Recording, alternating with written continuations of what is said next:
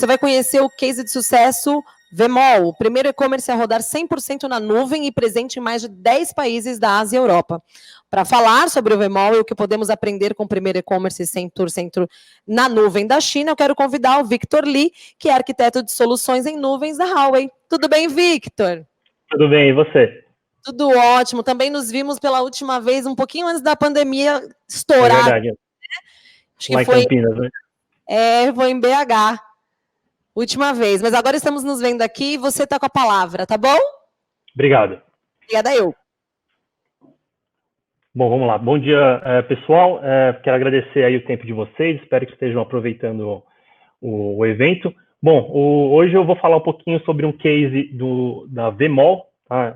Então, é um case apresentado pela Huawei, né, pela Huawei Cloud. Então, quem é a Huawei, né? A Huawei hoje é muito conhecida aí no mundo todo pelo seu portfólio de smartphones, né? A gente é muito presente também em noticiários, principalmente liderando aí a tecnologia, né, de inovação de 5G, né? E hoje é um grande foco aí da Huawei em TI e computação em nuvem, tá? Então, hoje esse case ele é trazido pelo nosso time, né? Eu sou arquiteto de soluções, trabalho na Huawei, na divisão de nuvem pública, tá? E aí o objetivo dessa apresentação é mostrar um pouco dos desafios desse case, né?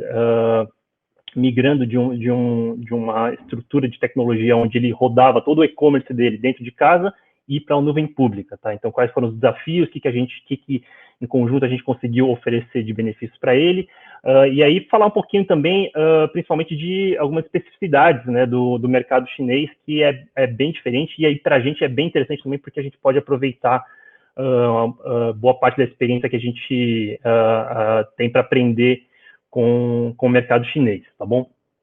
Eu vou me apresentar primeiro, meu nome é Victor Li, eu trabalho na Huawei, na divisão de nuvem pública, então eu trabalho como arquiteto de soluções.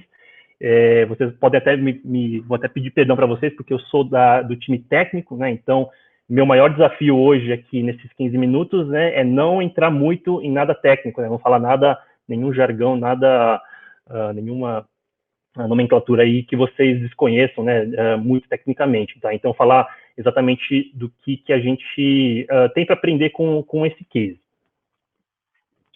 Vou começar falando sobre o que é o Vmall, tá? Então, não sei se vocês conhecem, mas o Vmall é basicamente o e-commerce responsável por comercialização de todos, né, os produtos, todo o portfólio de produtos de consumo da Huawei Cloud, tá? Isso inclui os celulares, né, os smartphones, isso inclui notebooks, tablets, isso inclui os wearables, né, então os fones de ouvido, os relógios inteligentes, os óculos, né, a Huawei tem uma linha de óculos inteligentes também, né, wearables em geral. E aí, a primeira pergunta que é qual é a relevância desse e-commerce para a Huawei, né? Então, a primeira resposta é que o Vmall, né, ele é o principal meio de comercialização de smartphones da Huawei.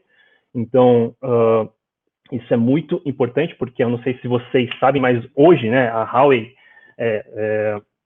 é a empresa que mais vende smartphones no mundo todo, tá? Então, a gente ultrapassou a Samsung esse ano como o maior comercializador, né, como a maior empresa que mais vende smartphones no mundo todo, né? Já tínhamos passado a Apple, né, e recentemente passamos a Samsung, então a Huawei hoje é número 1 no mundo todo. Então pensem no impacto que isso né, que isso geraria, né, fazer uma migração do e-commerce, né, de uma infraestrutura de tecnologia, né, para uma nuvem pública, de um provedor de nuvem pública. Então isso é um baita de um desafio, tá? Segundo, né, o Vmall, além de ser o principal meio de comercialização, né, a Huawei comercializa os smartphones também em outras lojas, em outros marketplaces, né, vende isso em lojas físicas, tá? Mas principalmente o Vmall é o principal meio de comercialização. Além de ser o principal meio de comercialização, ele é o principal meio de comunicação. Então os clientes da Huawei, eles entram no site para ver a especificação, ver documentação, informação, né, ver os lançamentos. Então, por exemplo, hoje, né, aqui na tela está o lançamento, né, de um dos celulares. Hoje, na parte da manhã, a gente foi lançado um dos celulares, foi lançado na nossa plataforma, né, no próprio VMOL também teve lançamento no YouTube, mas é o principal meio de comunicação, né, dos lançamentos, tá bom? E aí a primeira pergunta que também todo mundo, a pergunta que todo mundo faz é, puxa, então é a Huawei Cloud, né, oferecendo infraestrutura para uma loja física, né, uma loja, a principal loja de comercialização dos dispositivos da Huawei, né? Então isso é um baita de um desafio, porque é o nosso presidente da Huawei, né, colocando todas as fichas, né, no principal principal loja meio de comercialização dele, né, dentro de uma infraestrutura da Huawei Cloud. E a gente vai ver quais são esses números, né, quais foram esses desafios. Bom, então eu vou falar um pouquinho sobre os requisitos, né, do VMOL. Tá? Eu não vou entrar muito em especificidades, né, muito no detalhe de quais são essas especificações, mas basicamente os números da China são sempre muito exorbitantes, né, comparados com os nossos. Então, número total de usuários, mais de 1 bilhão de usuários, né? A gente provavelmente não deve ter nenhum e-commerce, né, nenhuma loja aqui no Brasil que tenha esse número de usuários, né? A gente não está falando só de usuários na China, mas a gente está falando de usuários na Ásia, né, em vários países da Ásia. Então, a quantidade de usuários na época da migração, que aconteceu em 2015, 2016, era mais de 1 bilhão de usuários. Então, os logins diários eram nas centenas de milhões, né? A exigência de migração que ia ser feita era que fosse feita, né, atendendo ainda dezenas de milhões de usuários acessando essa plataforma. Então, as exigências eram realmente muito, muito altas. A gente precisava atender aí um mercado extremamente crítico, né, que afetaria diretamente, né, os números da própria Huawei. Então, esses são alguns dos números, dos requisitos do VMOL.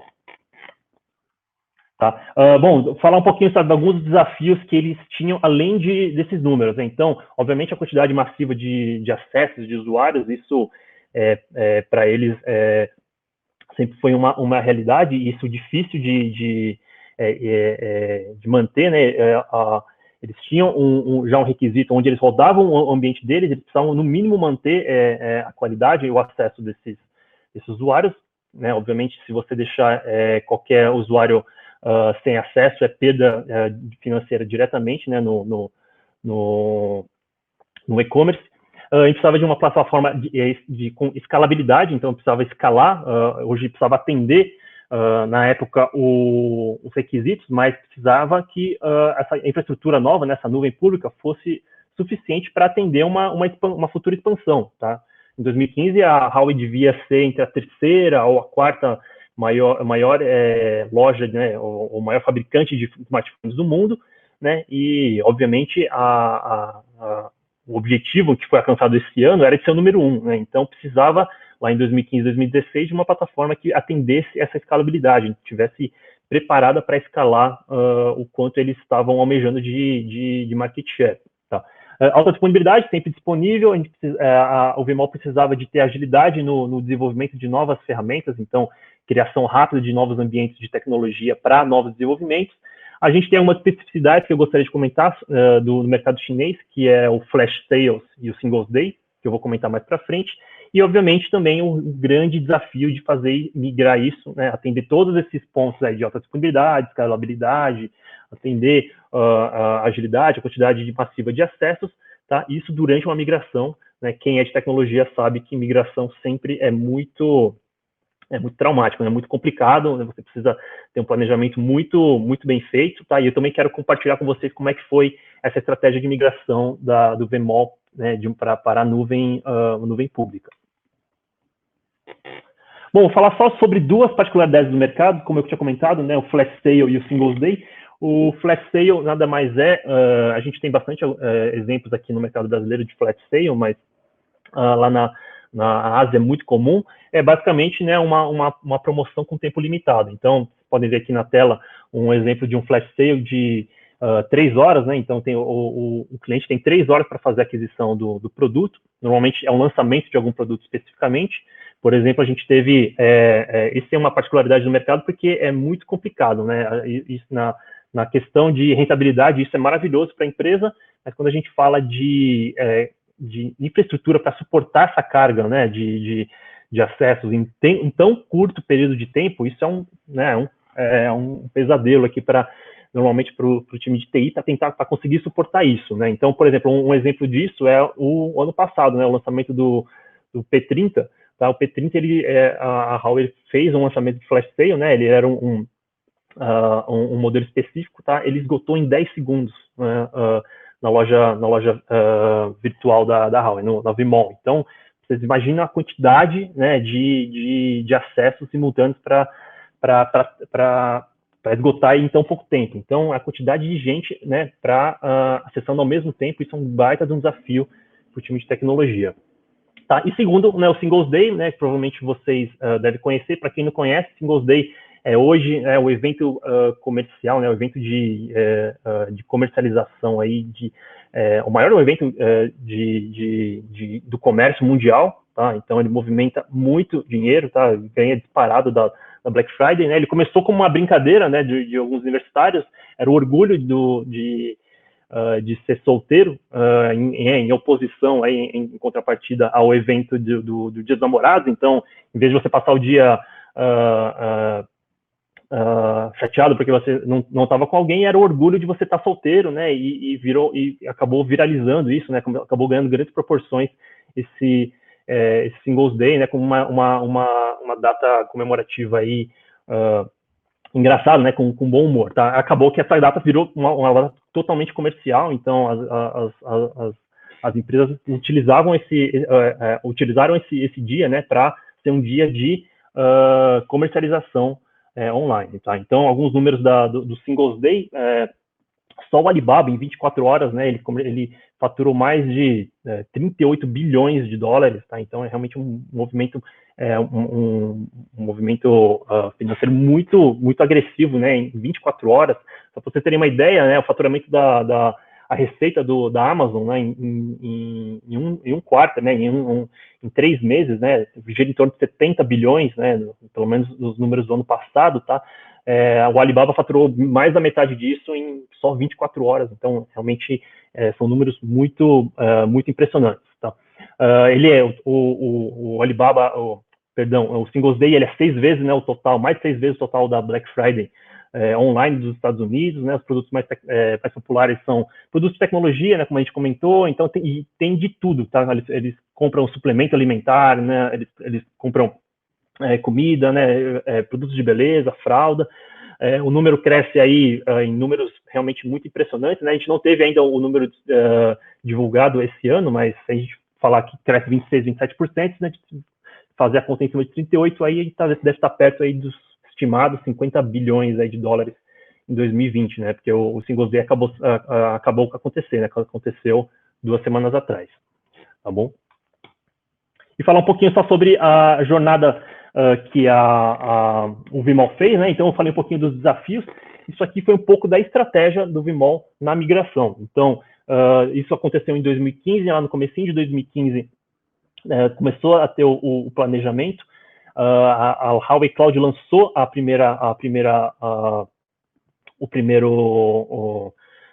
marca, né, a sua nuvem pública, né, a sua oferta de nuvem pública no mercado, né, e um dos primeiros clientes que foi o Vmall, tá? Uma das grandes estratégias foi primeiro migrar o flash sales, então migrar primeiro uma estrutura de uma estrutura promocional, né? Então se essa estrutura ela não atendesse, ela não afetaria a loja normal o e-commerce, o Vmall, as compras regulares no site. Então o primeiro teste foi baseado em flash sales, que já seria um stress test, né, um teste de carga muito alta, né? E aí segundo, eles foram fazendo essa jornada aos poucos, né, essa migração aos poucos. Então migrou primeiro, né, o primeiro AZ, depois eu vou falar o que é AZ. AZ só para vocês saberem, é como se fosse um data center, tá? Pode ser um ou mais data centers, mas primeiro migrou o primeiro data center, depois migrou o segundo, né, onde esses data centers trabalhariam de forma ativo, né? Então trabalhando, dividindo carga. Então se tem um acesso, ele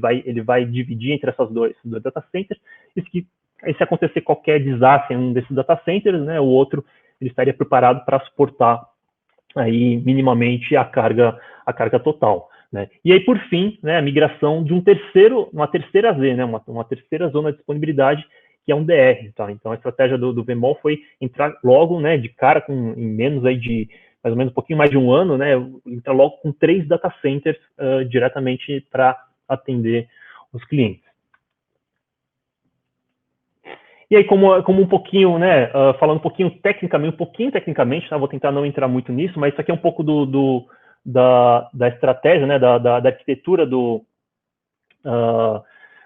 VMwall dentro da Huawei Cloud. Então, como eu comentei, a gente tem um data center aqui, né, na região da China, e outro data center aqui em Pequim, né, entre Langfang e Beijing. A gente está falando de 2 data centers com uma distância aí provavelmente entre aproximadamente aí 100 quilômetros de distância, então são razoavelmente próximos, né, de um de outro.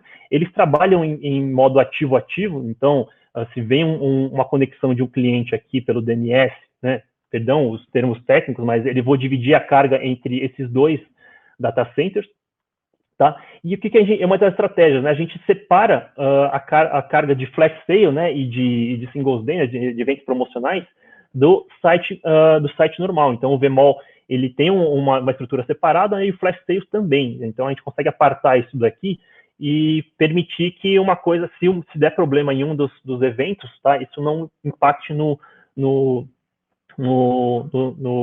e-commerce completo, tá bom? E por fim, a gente tem aqui embaixo, né, uma terceira região, que é uma região de redundância, uma terceira redundância. Então, imagina que se tiver um desastre aqui dentro de 100 km, pode acontecer, de repente, algum desastre que impacte os 2 data centers, né, muito improvável, mas em caso de que eu tenha a indisponibilidade desses 2 data centers, tá?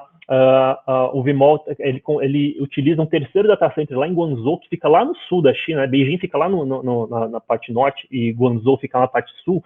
A gente está falando aí provavelmente uma distância entre esses data centers de 2.000 quilômetros. Então, uma grande estratégia de disponibilidade para atender, tá bom? Bom, gente, era isso que eu tinha para falar. Desculpa se eu entrei muito no Technicase. Meus contatos estão aqui disponíveis. Se vocês tiverem interesse em conhecer um pouquinho mais desses e de outros cases, eu estou à disposição, tá bom? Meu e-mail está aqui, victorli@huawei.com, e eu espero que vocês aproveitem o resto do evento. Victor, muito obrigada pela participação, obrigada aí por compartilhar com a gente esse conteúdo. Até a próxima.